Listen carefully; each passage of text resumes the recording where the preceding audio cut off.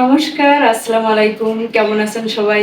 আশা করি এই গরমে সবাই ভালোই আছেন। আমরা তেমন ভালো নেই, দেখছেন তো অবস্থা, গরমে ঘেমে একদম নিয়ে উঠছি। আজ আমি আপনাদের জন্য একদম নতুন একটি রেসিপি নিয়ে আসছি, আর সেটা হচ্ছে সয়াবিনের রসা। আসলে সয়াবিন সম্পর্কে অনেকের অনেক ধরনের ধারণা থাকে। অনেকেই বলে যে সয়াবিন আসলে কি দিয়ে বানানো হয়।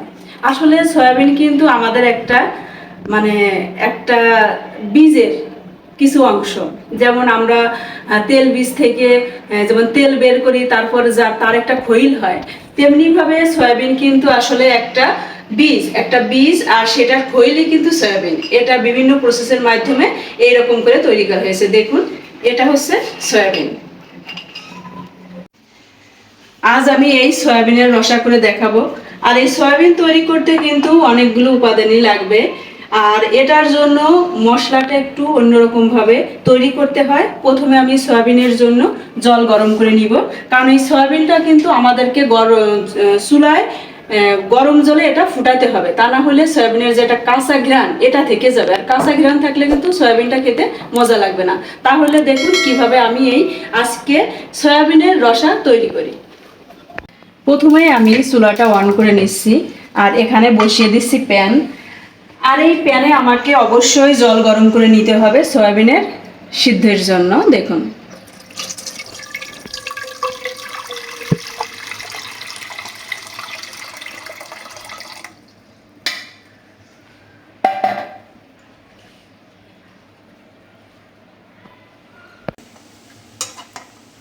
যখন সয়াবিনগুলো ফুলে উঠবে তখন এটা আমি নামিয়ে নিব। এই ফুলে ওঠা পর্যন্ত আমাদের 5 মিনিট নাড়াচাড়া করতে হবে। দেখুন,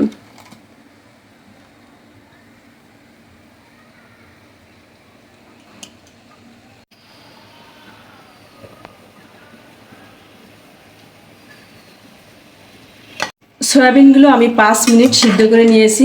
এবার এটা আমি ঠান্ডা করে নিব। আর আরেক চুলায় আমি একটা মশলা তৈরি করে নিব। আর এই মশলা তৈরি করার জন্য আমাকে কি করতে হবে দেখুন। এখানে আমি নিয়ে নিয়েছি জিরা, দারুচিনি, এলাচ আর গোলমরিচ। এটা আমি শুকনা খোলায় টেলে নেব।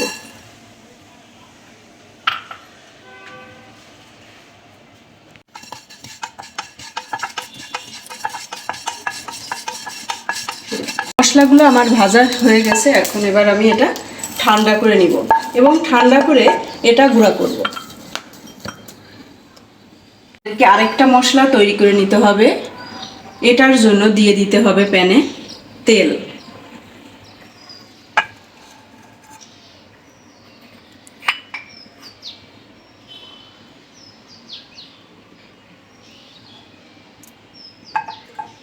এবার দিব 1 বাটি পেঁয়াজ।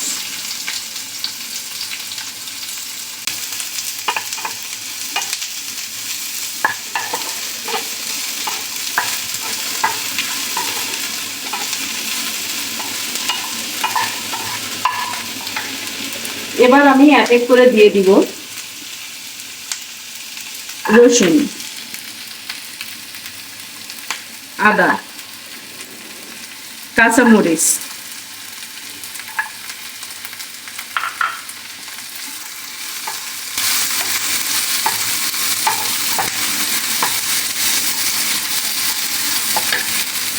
আর এতে দিয়ে দিব টমেটো।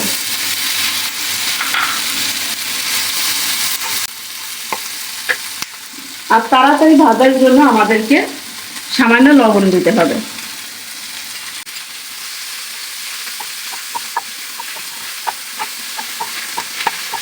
দেখুন, আমি মশলাটা এইভাবে ভেজে নিয়েছি। এবার এটা আমি ব্লেন্ড করে নিব।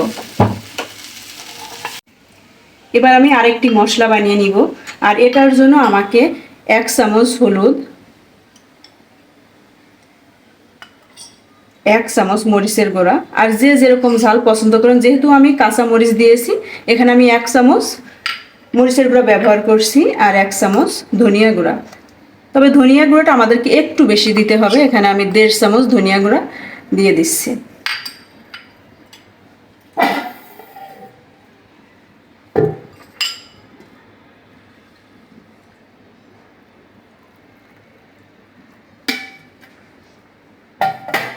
এটা আমি ভালো করে মিশিয়ে নিব।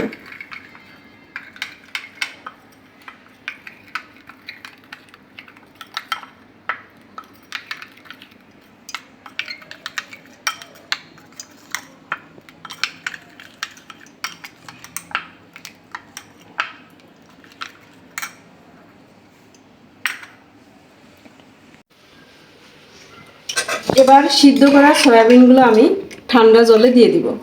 আর এটা কিন্তু আমাদেরকে অবশ্যই ঠান্ডা জলে দিতে হবে, কারণ ঠান্ডা জলে না দিলে কিন্তু এটা থেকে একটা ফেনা বের হয়, সেটা বের হবে না। এভাবে আমাদের 2-3 বার ঠান্ডা জল দিয়ে খুব ভালোভাবে এটা ধুয়ে নিতে হবে।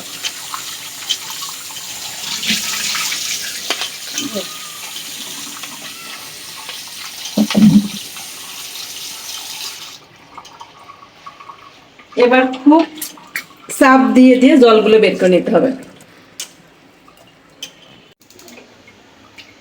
এবার সয়াবিনগুলো আমি তেলে ভেজে নিব। আর এর জন্য আমাকে সয়াবিনটা কিন্তু মাছের মতো করে আমাদেরকে ভাজতে হবে। আর এখানে আমি দিয়ে দিচ্ছি সামান্য লবণ,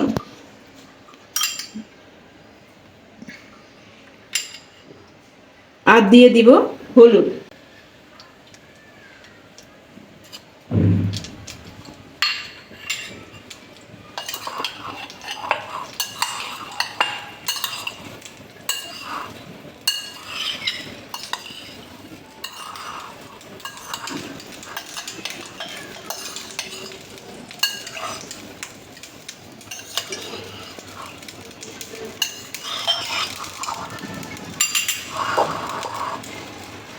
ঠিক আছে, এবার এটাতে আমি দিয়ে দিচ্ছি তেল। আসলে সয়াবিন রান্না করতে হলে আমাদেরকে কিন্তু একটু তেল বেশিই দিতে হবে, কারণ সয়াবিন তেল শুষে নিয়ে যায়। দেখুন,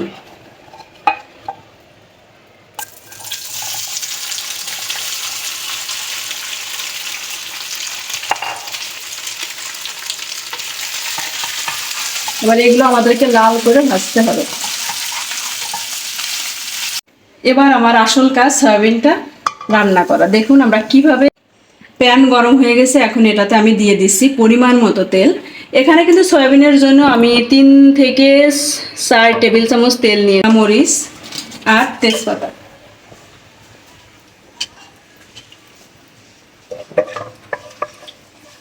এবার আমি দিয়ে দিব যে মশলাগুলো আমি ভেজে ব্লেন্ড করে নিয়েছি সেটা।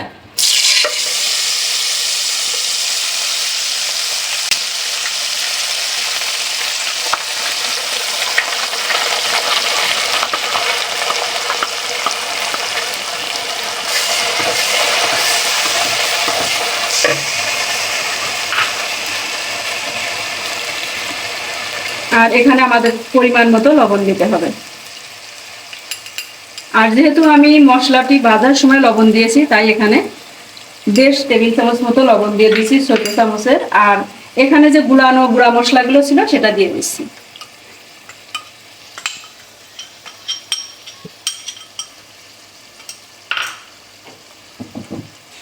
এবার এই মশলা আমাদেরকে খুব ভালোভাবে কষিয়ে নিতে হবে, কারণ আসলে মশলা কিন্তু ভালোভাবে না কষালে কোনো কিছু স্বাদই আসে না, কাঁচা গন্ধ থাকে। এর জন্য আমাদেরকে এটা কিছু সময় ধরে নাড়াচাড়া করতে, সামান্য জল দিয়ে দিচ্ছি।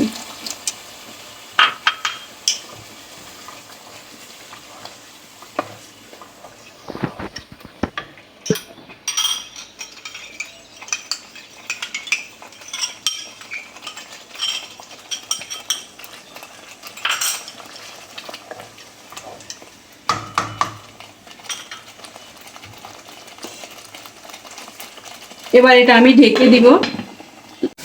এবার আমি আরেকটা চুলায় জল গরম বসিয়ে দিয়ে 1 টেবিল চামচ মতো আমি চা দিয়ে দিচ্ছি। হয়তো অনেকেই ভাবছেন যে রান্নার মাঝে কি আমি চা বানিয়ে খাচ্ছি, কিন্তু আসলে তা না। এই চাটি আমি জাল দিচ্ছি এই কারণেই, এইটার যে জলটা আমি রসায় দিয়ে দিব, তাহলে কিন্তু আমাদের যে কোনো মাংস আমরা এটা করে থাকি অনেক সময়, তাহলে এটার কালারটা খুব সুন্দর আসে। এর জন্য আমি এই চা পাতি আজ ব্যবহার করব রসার জন্য।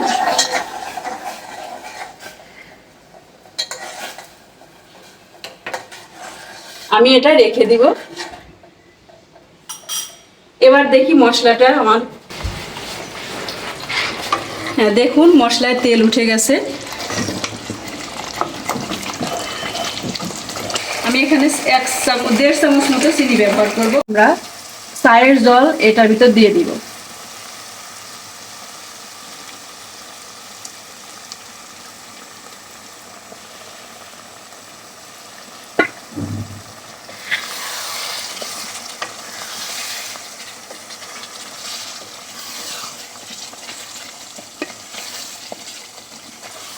দেখুন কতটা সুন্দর কালার এসেছে, দেখুন।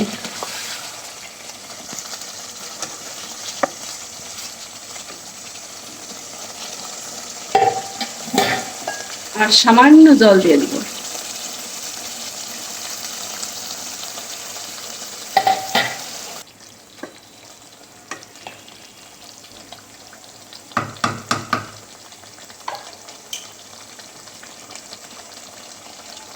এবার আমরা যে মশলাটা গুঁড়া করে রেখেছিলাম শুকনো খোলায় ভেজে, সেটা আমি এটা দিয়ে দিব।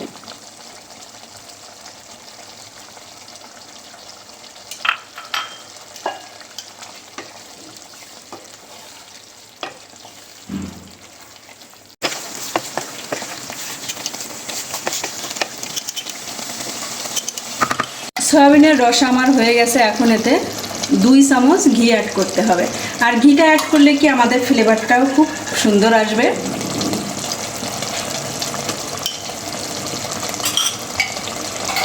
ঘি দেওয়ার পর এটা 2 মিনিট মতো একদম লো আঁচে রাখতে হবে, তাহলে আমাদের উপরে তেলটা ভেসে উঠবে, তখন আমাদের রসা রান্না শেষ।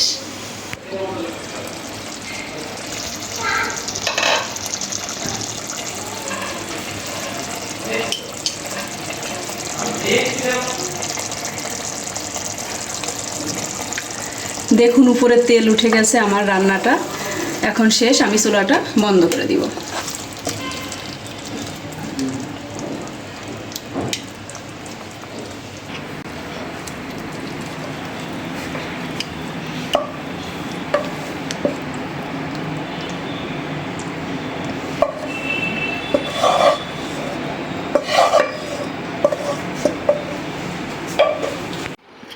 দেখুন আমি রসা তৈরি করে ফেলেছি, সয়াবিনের রসা।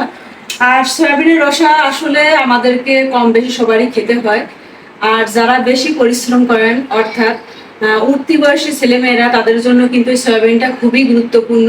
এতে প্রচুর পরিমাণে প্রোটিন থাকে। আর আমাদেরকে মেয়েদেরকেও কিন্তু সয়াবিন খেতে হয়। আর আপনাদের যে সয়াবিন সম্পর্কে ভুল ধারণা ছিল এটা কি দিয়ে তৈরি, অবশ্যই আমি প্রথমে এটা বলে দিয়েছি।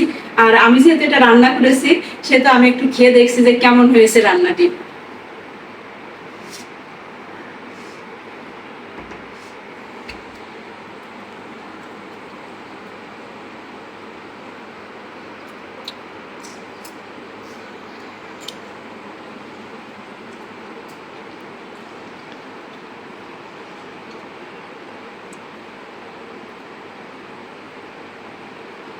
আসলে রান্নাটি সত্যি অনেক মজাদার হয়েছে। আর আপনারা বাসায় অবশ্যই ট্রাই করে দেখুন এটা খেতে কেমন লাগে। আমার এই রেসিপিটি যদি আপনাদের সবার ভালো লেগে থাকে, তাহলে অবশ্যই লাইক করবেন, কমেন্ট করে আমার জানাবেন। আর পরবর্তীতে আপনারা কোন রেসিপিটি দেখতে চান অবশ্যই জানাবেন। ভালো থাকবেন। নমস্কার। আসসালামু আলাইকুম।